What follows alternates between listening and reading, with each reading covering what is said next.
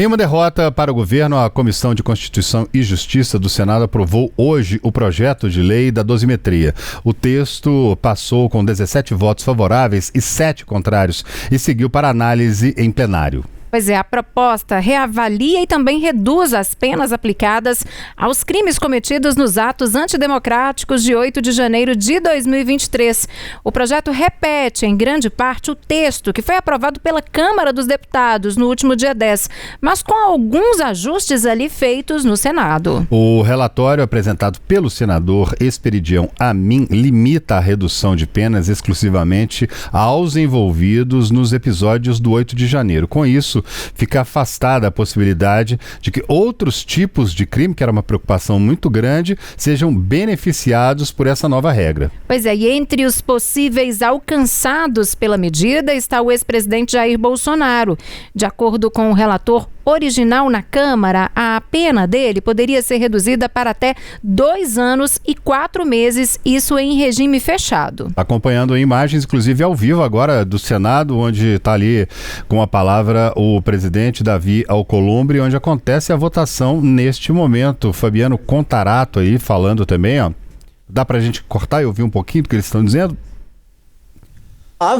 Se o senador não pode, que vote pelo sistema remoto. Agora eu quero discutir, eu não acho razoável. Olha, essa matéria foi... O senhor, Vossa Excelência queria aprovar ela direto para o plenário, sem ir para a CCJ, com todo respeito. O senador Otton fez a intervenção, foi para lá, hoje foi pedido vista, não foi dada vista regimental de 5 dias, foi de 4 horas, eu sei, mas peraí, quer dizer, foi indeferido audiência pública, e eu acho que como senador, todos nós temos que nos manifestar. Então eu faço apelo para que não abra o painel de votação.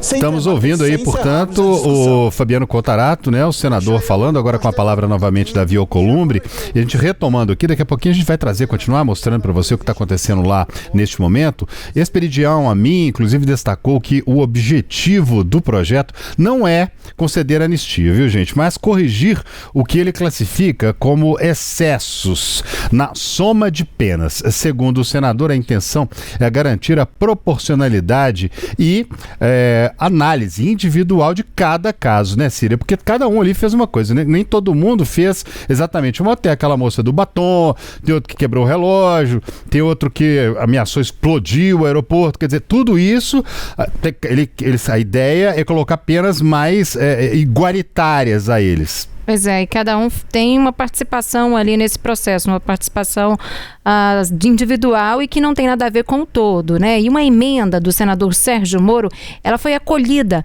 para deixar claro que a lei vale apenas para os crimes do 8 de janeiro. Outras sugestões também de mudanças foram rejeitadas justamente para evitar que o texto volte aí à Câmara. Isso aí, Cira, e defensor da anistia, né, Amin, afirmou que manter centenas de pessoas em regime fechado pode aumentar as divisões no país. Como a anistia não avançou, ele define o projeto como uma solução, segundo ele, mais limitada, né? Para um possível momento aí, para a gente ter exatamente uma coisa mais limitada, que agrade os dois lados. É o que eles estão tentando lá e vamos ver o que vai acontecer ao longo dessa edição. Talvez a gente tenha até uma conclusão para você aqui. O senador Esperidião Amin, ele falou sobre o nível do debate na Comissão de Constituição e Justiça e ele classificou a condução dos trabalhos como um momento de grandeza, na verdade, para a casa. Ele afirmou que a deliberação é um passo fundamental para reduzir a tensão e também os efeitos da polarização política aqui no Brasil. Eu acho que nós estaremos dando um passo para reduzir a tensão, para reduzir os efeitos dessa polarização calcificada que nós estamos enfrentando. Tivemos várias demonstrações de pontos de vista diferentes e, ao mesmo tempo, muitas expressões de convergência para uma solução humanitária que nós devemos, em função da aplicação da lei com mão pesada. Acho que isso vai ajudar a preservar a justiça, preservar a lei, mas, acima de tudo, preservar a humanidade. Olha, gente, já o senador Alessandro Vieira, ele falou sobre as mudanças no texto da dosimetria de penas e a decisão da CCJ em considerar as alterações como emendas de redação, o que agiliza, né, o processo, segundo ele. O parlamentar... Ele afirmou, né? Inclusive, ali, né, que o projeto busca beneficiar diretamente as pessoas que foram usadas como massa de manobra e que receberam penas desproporcionais superiores a 14 anos de prisão. As mudanças que foram feitas pelo relator, elas atenderam aquelas necessidades que o senhor tinha dito que votaria contra por causa daquelas brechas que vieram da Câmara? Resolveu a maior parte dos problemas, a mudança foi feita, tinha um debate grande com relação a essa emenda de redação ou de mérito. Para quem acompanha entender, quando a emenda de redação o processo segue, vai para a sanção presidencial, quando a emenda de mérito volta para a casa originária. E o medo do retorno seria a retomada do texto ruim que beneficiava outros criminosos.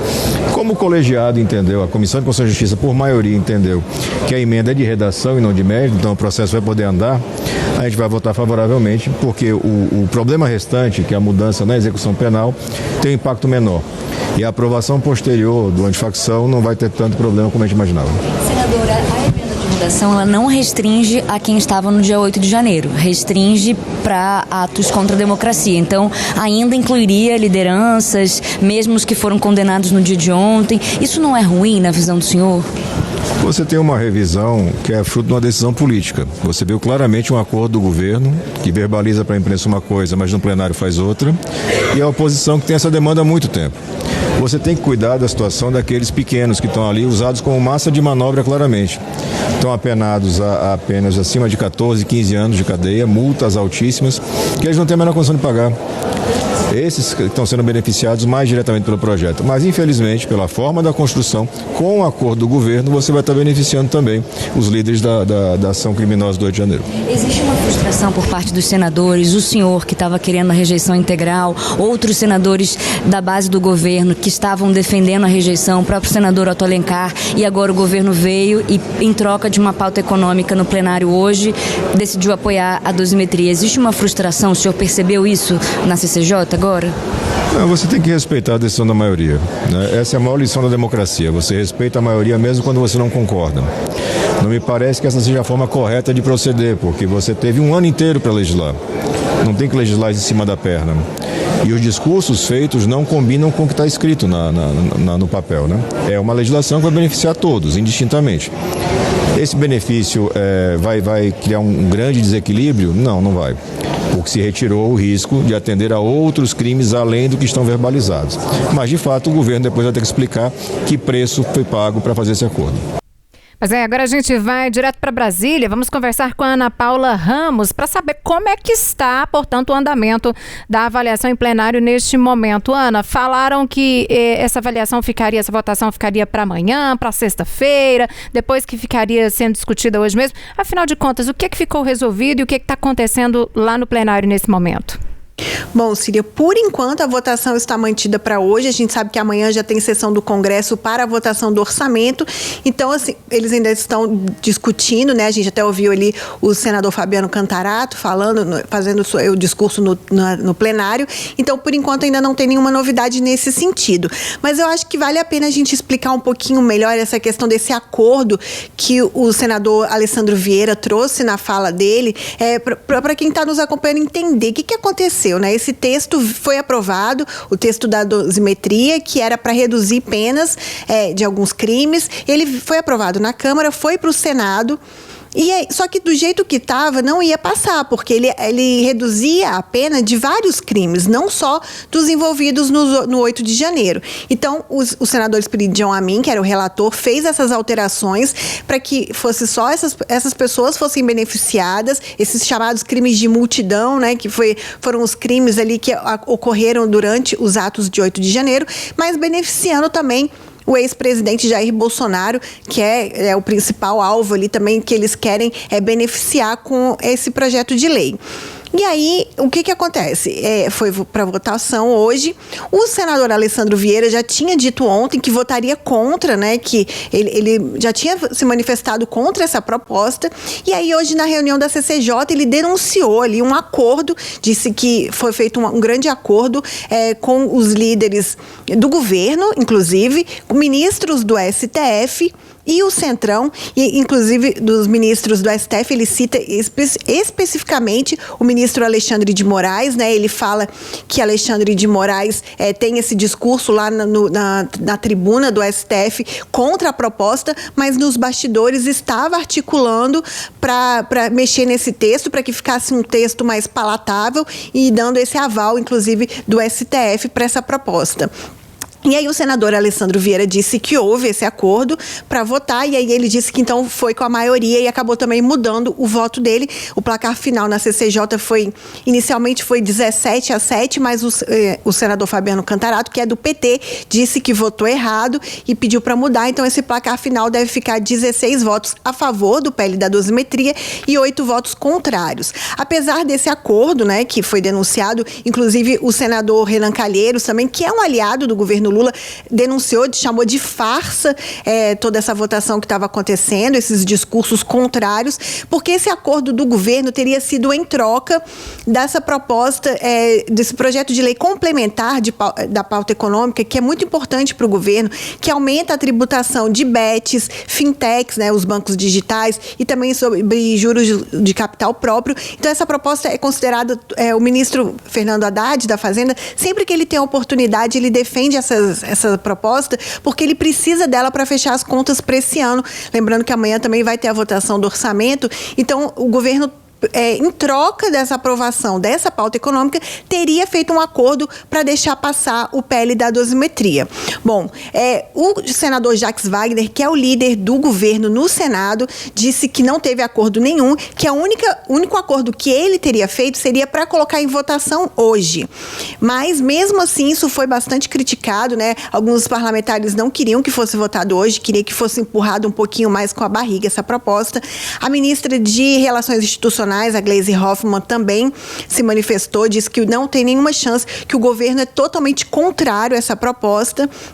E o senador também, Randolph Rodrigues, que é o líder do governo no Congresso, também negou esse acordo, mas aí fica aí essas duas versões, né, de que no bastidor teve um acordo para a votação desse projeto e alguns líderes do governo negando. Círia, André. Tá certo, Ana, muito obrigada pela sua informação. A Ana que volta no decorrer aqui do jornal com a gente, atualizando aí a situação direto lá de Brasília. Isso que a Ana falou, trouxe essa informação muito importante, que inclusive o nome do senador Jacques Wagner e também a do Renan Calheiros, os nomes deles foram bastante pesquisados hoje nas redes sociais. Antes de entrar aqui para o jornal, eu estava pesquisando ali, estão entre os assuntos mais procurados, ligados aí aos nomes deles, né? Que é esse possível acordo de bastidor, portanto, para aprovação desse projeto da dosimetria. Bom, eu vou chamar aqui para nossa conversa o advogado e mestre em ciência política, professor de teoria geral, teoria do Estado e também direito constitucional, o Lucas Zandona. A gente havia combinado com o Lucas ali a participação dele para a gente falar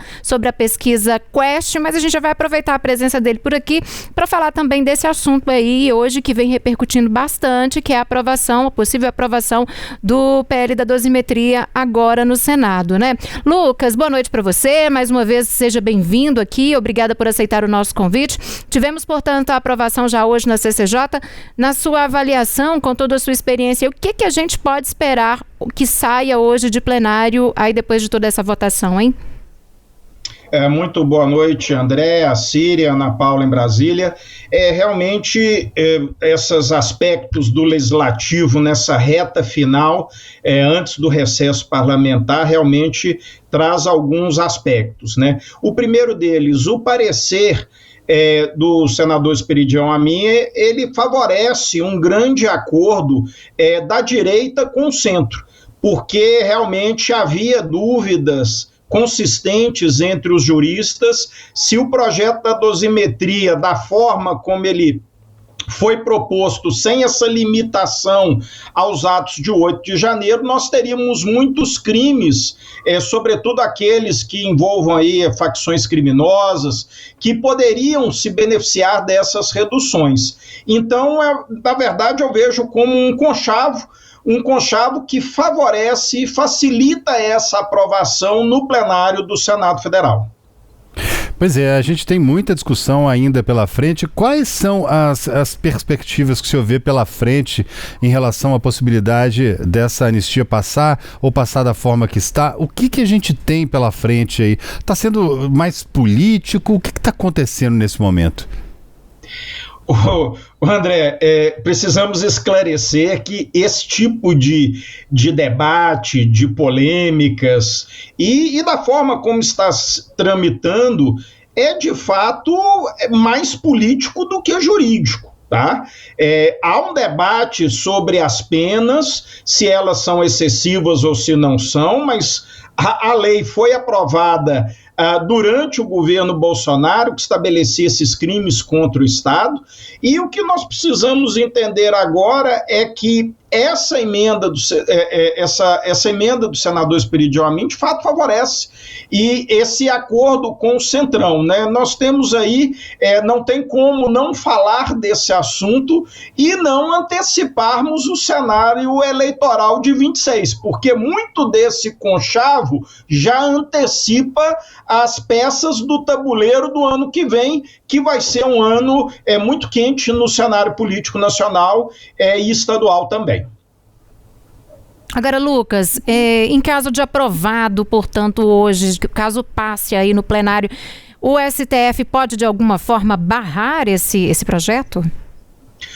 Nos bastidores do governo, o que está sendo ventilado são dois cenários.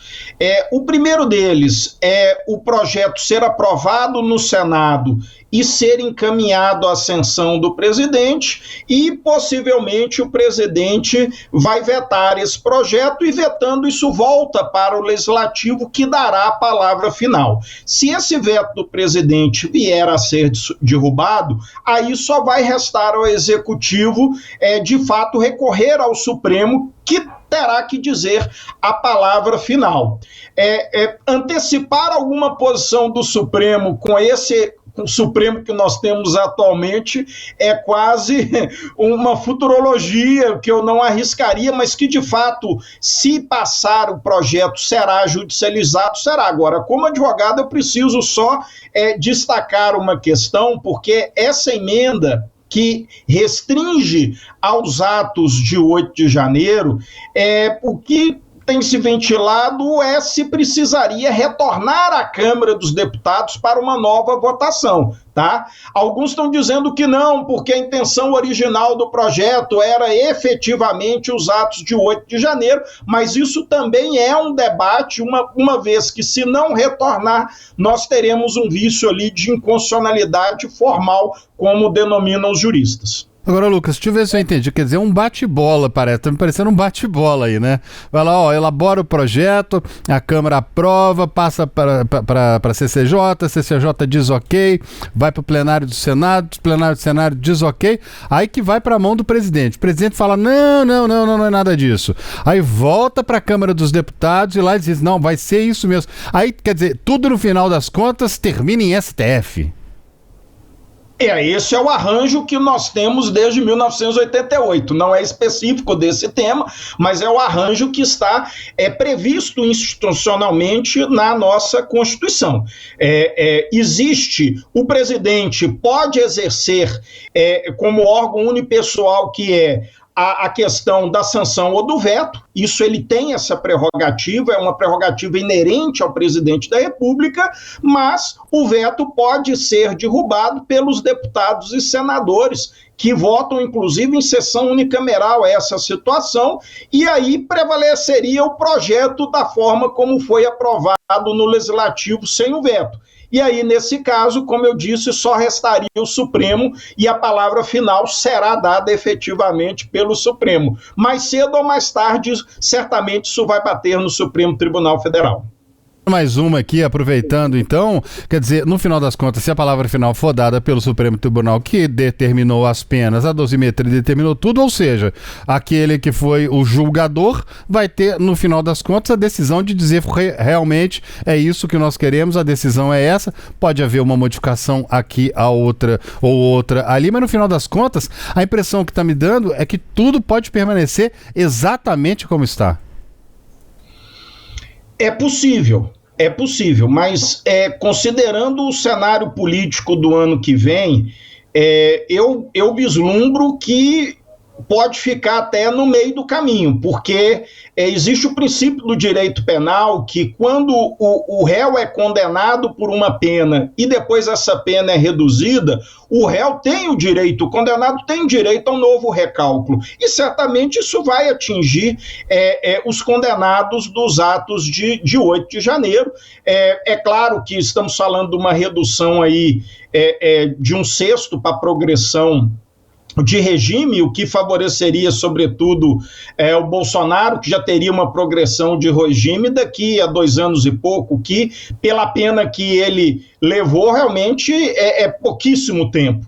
Mas que, de fato, nós vamos ter aí, esse é aquele limbo que fica entre o político e o jurídico. Não dá para a gente definir, isso é 100% jurídico, ou 100% político, né? O jurídico e o político, nesse caso, vão se fundir e nós temos que entender que 26 é um ano de eleições, um ano de eleições nacionais e estaduais, e isso tudo pesa nesses acordos e nessas negociações que estão ocorrendo lá em Brasília hoje. Agora, Lucas, existe uma estimativa, se é que é possível estimar isso, do impacto no número de revisões criminais ou recursos, caso seja aprovado esse projeto de lei? Depende, porque se for aprovado da forma como proposto pela emenda do senador Esperidião Amin, nós vamos estar falando de uma redução apenas e tão somente restrita aos atos de 8 de janeiro. Então, isso não abrange só o Bolsonaro, claro que não, mas todos aqueles mais de 700 processos criminais que já foram julgados pela primeira turma do Supremo Tribunal Federal.